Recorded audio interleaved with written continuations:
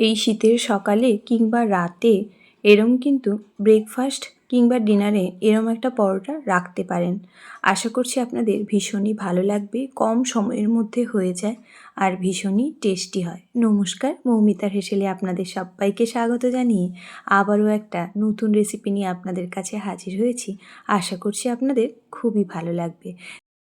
আজকে যে পরোটাটা বানাবো তার জন্য প্রথমেই একটা আমি ড্রাই রোস্ট মশলা বানিয়ে নিচ্ছি। তার জন্য শুকনো লঙ্কা 3টে, হাফ চা চামচ ধনে, হাফ চা চামচ মৌরি, হাফ চা চামচ দিয়ে দিলাম জিরে। এই গোটা জিরেটা দিয়ে পুরোপুরি মশলাটা কিন্তু প্রথমে একটু ড্রাই রোস্ট করে নামিয়ে নিতে হবে, আর বেশ সুন্দর একটা গন্ধ হবে সেইরকম পর্যন্ত ভেজে নেব। খুব বেশি করে ভাজতে যাবেন না, তাহলে কিন্তু মশলাটা তেতো হয়ে যাবে। দেখুন মশলাটা কিন্তু একেবারেই রেডি হয়ে গেছে। এবারে আমি এটা গুঁড়ো করে নেব। এদিকে দেখুন দুটো আমি সেদ্ধ করে নিয়েছি আলু, বেশ বড় সাইজের দুটো আলু আমি সেদ্ধ করে প্রথমে নিয়ে নিয়েছি। এই সেদ্ধ করা আলুটা দিয়েই আজকে কিন্তু এই পরোটাটা বানাবো। খেতে দুর্দান্ত হয়, একেবারেই নরম আর সফট হয়। তার জন্যই একটা বড় বোল নিয়ে নিয়েছি। এর মধ্যেই সেদ্ধ করা আলুটা আমি প্রথমে দিয়ে দিলাম।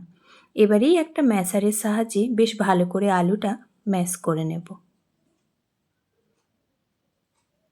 এমনইভাবে ম্যাশ করতে হবে যাতে করে আলুতে কোনো গোটা অংশ না থেকে যায়। যদি গোটা অংশ থাকে সেক্ষেত্রে কিন্তু পরোটাগুলো অনেক সময় খুব একটা ভালো হয় না বা ফুলতে চায় না। তাই এইরমভাবে কিন্তু প্রথমে বেশ ভালো করে ম্যাশ করে নিতে হবে। এবার এই টেস্টের জন্য অ্যাড করছি লবণ, দিয়ে দিচ্ছি কিছুটা পরিমাণ চিনি। আপনারা চাইলে চিনিটা স্কিপ করতে পারেন, কিন্তু চিনিটা অবশ্যই দেবেন, তাহলে কিন্তু আরও বেশি টেস্ট হয়। এবারেই দিয়ে দিলাম ড্রাই রোস্ট মশলাটা, আর তার সাথেই দিচ্ছি ঘি। চাইলে সাদা তেল ব্যবহার করতে পারেন, কিন্তু আমি সাদা তেলের ব্যবহার করলাম না। ঘিয়ের গন্ধটা এতটাই সুন্দর হবে, তাই দিলাম 1 চা চামচ ঘি। আর এই সময় একটুখানি ধনেপাতা না দিলে ঠিক ভালো লাগে না, তাই বেশ খানিকটা ধনেপাতা কুচি করে দিয়ে ভালো করে আলুটার সাথে সব মশলাগুলো কিন্তু আমি মেখে নিলাম। দেখুন আলুটা কিন্তু বেশ সুন্দরভাবেই আমার মাখা কমপ্লিট হয়ে গেছে। এইভাবেই আলুটা প্রথমে মেখে নিতে হবে। এবারে এর মধ্যে অ্যাড করছি ময়দা। আপনারা চাইলে কিন্তু আটারও ব্যবহার করতে পারেন এখানে। আমি প্রথমে 2 কাপ পরিমাণ ময়দা দিয়ে মেখে নেব, আর তার ওপর থেকে দিচ্ছি অল্প একটুখানি আদা বাটা, আর দিয়ে দিচ্ছি কিছুটা পরিমাণ জোয়ান। অল্প একটুখানি জোয়ান দিলাম, টেস্টও ভালো হবে। আর গ্যাস অম্বলের যদি সমস্যা থাকে সেক্ষেত্রে কিন্তু এই পরোটাটা খাওয়ার সময় আর কোনো সমস্যা হবে না। দিয়েই প্রথমে বেশ ভালো করে দেখুন মেখে নিচ্ছি। তবে এখানে কোনোভাবেই জলের ব্যবহার করবেন না, কারণ আলুর মধ্যে অনেকটাই ময়েশ্চার থাকে। প্রথমে এইভাবেই কিন্তু মেখে নিতে হবে। তারপরে যদি জলের ব্যবহার করতে হয় তবেই ব্যবহার করবেন, তা না হলে কিন্তু ব্যবহার করার কোনো প্রয়োজন নেই। আমার কিন্তু জল অ্যাড করতে লাগেনি। এইভাবেই আমি পুরোপুরি ডোটা কিন্তু দেখুন বানিয়ে নিয়েছি। এবারেই আধ ঘন্টা মতো ঢেকে প্রথমে রেখে দেব। দেখুন আবারও কিন্তু আমি বেশ ভালো করে একটু মেখে নিয়েছি। এবারেই এগুলো লেচি কেটে নেব। আপনারা আপনাদের পছন্দ অনুযায়ী লেচিটা কেটে নেবেন।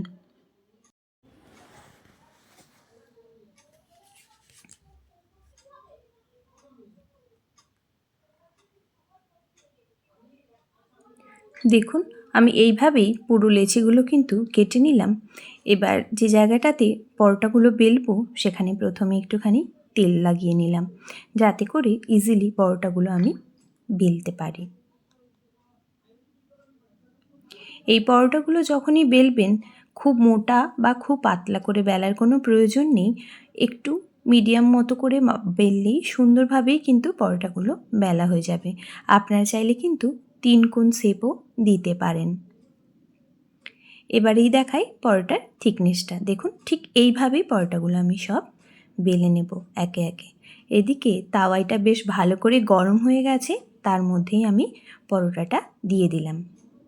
দিয়েই একটা দিক হওয়ার জন্য প্রথমে ছেড়ে দেব।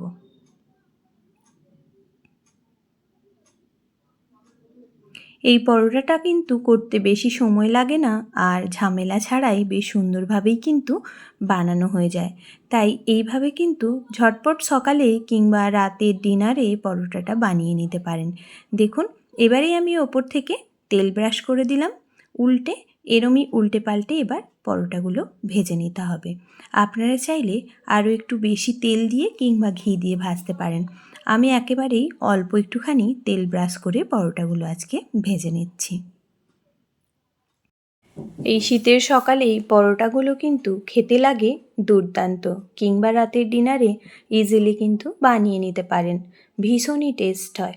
যে কোনো তরকারি কিংবা একটুখানি সস দিয়ে খেলেই কিন্তু খাওয়া হয়ে যাবে। দেখুন পরোটাটা আমার একেবারেই সুন্দর করে ভাজা হয়ে গেছে, এবারেই তুলে নিলাম। আবারও একটা আমি এইভাবে ভেজে নিচ্ছি, আর ঠিক একইভাবে সব পরোটাগুলোই ভেজে নেব।